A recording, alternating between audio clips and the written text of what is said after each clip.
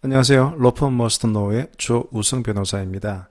자, 지난 시간에 이어서 오늘 명나라 때 관리였던 여곤의 수신서 시느머 읽어보기 두 번째 시간 진행하도록 하겠습니다. 제가 그때 언급한 대로 그 여곤이라는 사람은 원래 관리였어요. 관리.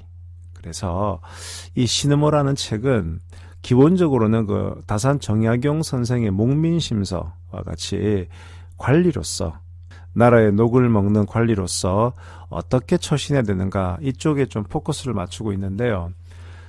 그러다 보니 자연스럽게 그 수신, 숫자가 닦을 숫자에 신자가 몸 신자, 내 몸을 어떻게 닦는가 이 부분도 많이 강조가 되어 있거든요. 그래서 저는 아무래도 수신 쪽에 조금 더 집중을 해서 말씀을 드리겠습니다. 자, 오늘은 나의 장점과 타인의 단점에 대해서 어떻게 접근해야 되는가 이런 문구를 말씀을 드릴게요. 자, 시는 이런 문장이 나옵니다. 자신의 장점은 되도록 과시하지 말라. 그러면 속이 깊은 인간이 될 수 있다. 타인의 허물은 되도록 들추지 말라. 그러면 그릇이 큰 인물이 될 수 있으리라. 한 번 더. 자신의 장점은 되도록 과시하지 말라. 그러면 속이 깊은 인간이 될 수 있다. 타인의 허물은 되도록 들추지 말라. 그러면 그릇이 큰 인물이 될 수 있다. 자, 이 다른 사람의 호감을 사는 방법에는 두 가지가 있다고 생각합니다. 우선 하나는 자신의 단점을 드러내주는 것이고, 또 하나는 그 사람 타인의 장점에 주목해서 그것을 끌어내는 겁니다. 여러분들이 이렇게만 할 수 있다면 모두 당신에게 호감을 느낄 겁니다. 그래서 여고는 자신의 장점을 과시하지 말고 동시에 타인의 허물을 들추지 말 것을 강조합니다. 사실 자기가 지닌 장점이라는 것은 이게 자연스럽게 배어나기 마련이에요. 굳이 과시하지 않아도 상대방은 알아차리거든요. 우리가 마음이 조급해서 내가 내 이런 부분을 많이 알려야지라고 생각하지만 사실 관계를 맺다 보면 그 장점은 자연스럽게 배어나기 마련입니다. 우리 개념 탑재에서 했던 내용 복습 한번 해볼까요? 능력이 뛰어난 사람은 말을 하지 않아도 자연스럽게 이렇게 알려진다라고 하는 사자성어, 사마천사기에 나오는 사자성어가 있었죠. 이 뾰족한 송곳은 아무리 이 주머니 안에 넣으려고 해도 그 뾰족한 송곳이 결국은 주머니를 뚫고 나온다. 그래서 낭중지추다. 그래서 저 친구는 정말 낭중지추야. 이 얘기는 정말 뛰어난 사람이구나. 저 뛰어남이 결국 드러나는구나. 뭐 이런 뜻의 사자성어가 낭중지추인데요. 이렇게 장점은 결국은 배어나기 마련이에요. 요즘은 자기 PR, 자기 IR 시대라고 해서 적극적으로 자기를 알려야 한다라고는 하지만 기본적인 관계에서는 그런 장점은 드러나게 마련이에요. 그런데 참 사람이란 신기한 게 저 친구가 저런 장점이 있네? 라는 마음을 갖고 있다가도 정작 본인이 나는 이걸 잘하고 내 이런 부분도 뛰어나고 스스로를 어필하기 시작하면 왠지 이 청개구리 마음이 들어서 그런지 자식이 좀 미워 보이네? 이 미움을 사게 된단 말이죠. 그래서 이 그릇이 작은 사람들은 이런 우를 범하기 쉽습니다. 내가 이런 점에 뛰어나다라고 스스로를 어필하려고 몰두하다가 오히려 다른 사람의 시기와 질투를 사게 마련이죠. 그리고 내 스스로가 선전을 하지 못한다면 인정받지 못한다. 이런 사람은 또 그 자체가 좀 문제가 좀 있다고 보는 거예요. 그 다음에 반대로 단점. 누구나 자신의 단점은 감추고 싶겠죠. 그게 사람마다 다 갖고 있어요. 말은 안 해서 그렇지. 저 친구 저런 단점이 보이네? 저 친구 저런 문제가 있잖아. 우리가 뭔가 보고 느끼잖아요. 그런데 그 문제점과 단점을 누가 제일 잘 아느냐? 본인이 제일 잘 알고 있어요. 그런데 내가 마치 새로운 것을 발견이라도 한 양, 내가 이걸 저놈한테 가르쳐 줘야지. 이런 마음가짐을 가지고 막 이렇게 들쑤시면 그 사람은 대단히 불쾌하고 또 나에 대한 반감을 갖겠죠. 자, 또 우리 개념 탑재에서 했던 거 한번 복습해 볼까요? 사람마다 누구나 아픈 또는 숨기고 싶은 부분이 있다. 그런데 그 부분을 잘못 건드리면 그 사람은 아주 화를 낸다. 이렇게 누구마다 가지고 있는 아픈 부분 또는 감추고 싶은 부분을 그 두 글자로 무엇이라고 합니까? 바로 역린, 거스를 역자에 비늘 린. 이것은 한비자 세난편에 나오는 얘기였죠. 개념 탑재에 다 나온 얘기인데요. 한비자가 그 자기 책에서 이 그 참모들, 그러니까 유색객이라고 하는데요. 왕에게 무언가를 진언하려는 유색객들에게 야, 네 있잖아. 왕한테 뭔가를 얘기할 때 조심해서 해야 된다. 네가 아무리 옳은 얘기를 해도 왕은 절대 자기가 이 다치면 안 되는, 건드리면 싫어하는 그런 부분이 있거든. 그런 부분을 건드려서 얘기하면 안 돼. 그러면서 이렇게 드래곤, 용의 예를 듭니다.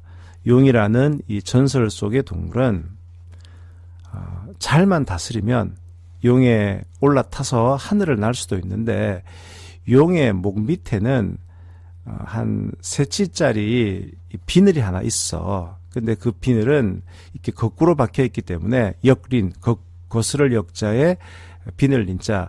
요 비늘을 잘못 건드리면 용은 엄청 화를 내고 심지어 자기를 부리는 사람을 죽일 수도 있어. 그러니까 네가 아무리 뛰어난 참모를 하더라도 왕에게 진언을 하고 왕에게 조언을 할 때는 왕의 심기를 거스리면 안 돼. 그걸 거스린다는 것은 영린을 건드리는 거야. 라는 그런 얘기죠. 그래서 타인의 허물을 많은 사람들 앞에 굳이 들추어낼 필요가 없는 가장 큰 이유는 뭐냐 그러면 저는 2가지로 봐요. 첫 번째는 본인이 그 허물을 너무나 잘 알고 있거든요. 자기도 정말 그게 싫어요. 모르는 게 아니에요.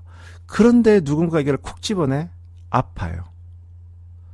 또 2번째 이유는 안 고쳐져요. 그 진짜 안 고쳐집니다.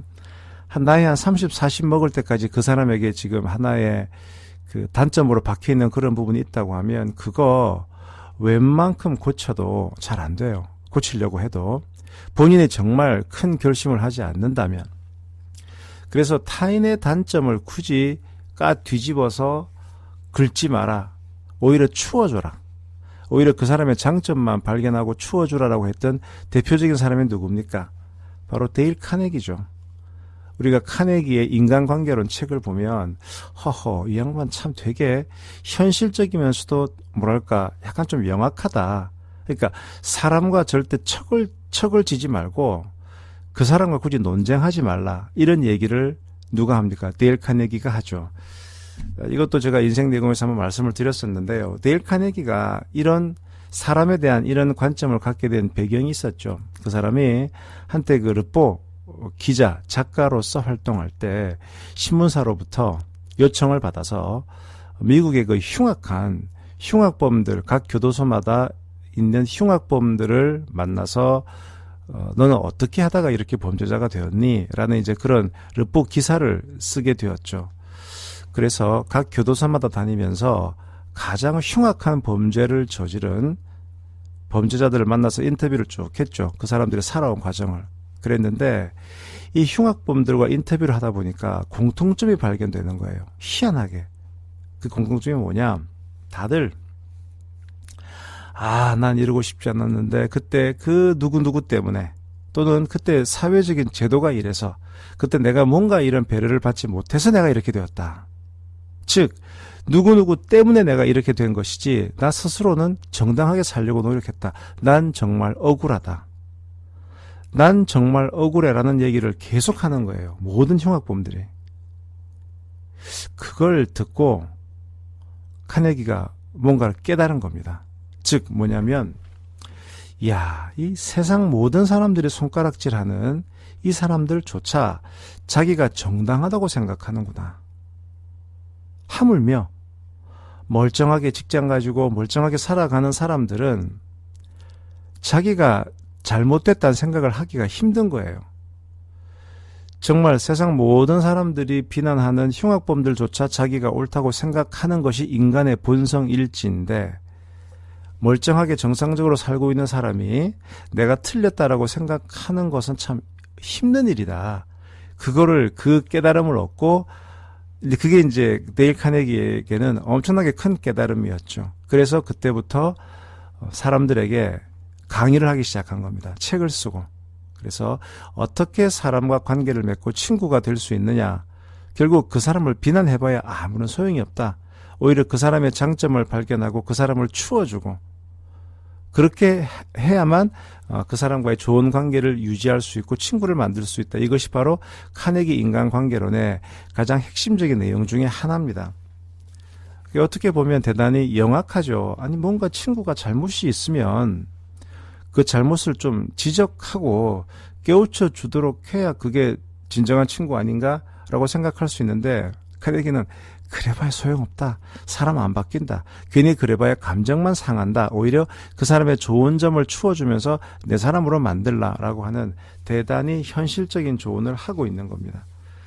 그래서 이 여곤의 이 이야기, 타인의 허물은 되도록 들추지 마라. 그러면 그릇이 큰 인물이 될 수 있으리라. 그 얘기는 이 20세기 초반에 데일 카네기의 얘기와도 좀 일맥상통한 부분이 있습니다. 그러면서 여곤이 조금 더 얘기를 하는 부분을 또 읽어드릴게요. 인격을 연마하려거든 단점을 숨기지 말라. 단점을 숨기지 않을 때 스스로를 더욱 성장시킬 수 있다. 물론 전제가 있겠죠. 자신의 치명적인 단점을 함부로 얘기하면 안 되겠죠. 하지만 그 하버드 협상론에도 그런 얘기가 나옵니다.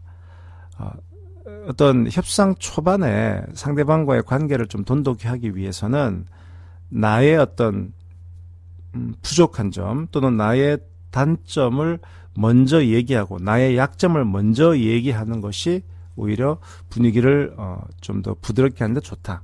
그러면서 나의 약점과 나의 단점을 얘기하면서 이럴 땐 진짜 어떻게 해야 되죠? 라는 식으로 상대방에게 조언을 구할 때는 이게 적대적인 협상 관계가 아니고 멘토-멘티의 관계가 되면서 상대방은 그래? 나한테 저걸 물어보네? 내가 어떻게 좀 조언을 해줄까? 이런 관계를 형성할 수 있다. 이게 협상론에 나오는 얘기거든요. 솔직히 그래요. 저도 어떤 분쟁 때문에 협상을 할 때 상대방에도 변호사가 있지 않습니까? 그래서 상대방 변호사와 보통 각을 세우고 협상을 하죠. 그런데 상대방 변호사가 이렇게 나올 때가 있어요. 조성 변호사님, 제가 평소에 조성 변호사님 글도 많이 읽고, 팟캐스트 방송도 제가 즐겨 듣습니다. 그럼 제가, 그러세요? 진짜 참 제가 선배님으로서 배울 게 참 많습니다. 근데 조 변호사님, 사실 이번 이 사건도 참 되게 좀 어렵거든요. 이게 저희 의뢰인 설득도 안 되고, 이럴 땐 진짜 제가 좀 어떻게 해야 됩니까? 저 선배님으로서 좀 조언 좀 주십시오. 이렇게 얘기하는 후배 변호사가 있어요. 그러면 이 적대적으로 내가 저 친구를 거꾸로 때려야지 그런 마음이 들다가도 그래? 이거 내가 어떻게 좀 도와줄까? 약간 이런 좋은 마음이 드는 경험을 저도 한 번씩 하거든요. 그래서 약점을 공개하면 더 이상 약점이 아니다. 이런 말도 있거든요. 그래서 적절히 자신의 단점을 드러내는 것도 좋은 방법이다는 말씀을 드리고, 또 뭐 비슷한 얘기인데요. 자신의 장점을 떠벌리는 것은 바람직하지 않다. 다른 사람의 장점에 시비를 거는 행위는 더욱 삼가야 한다.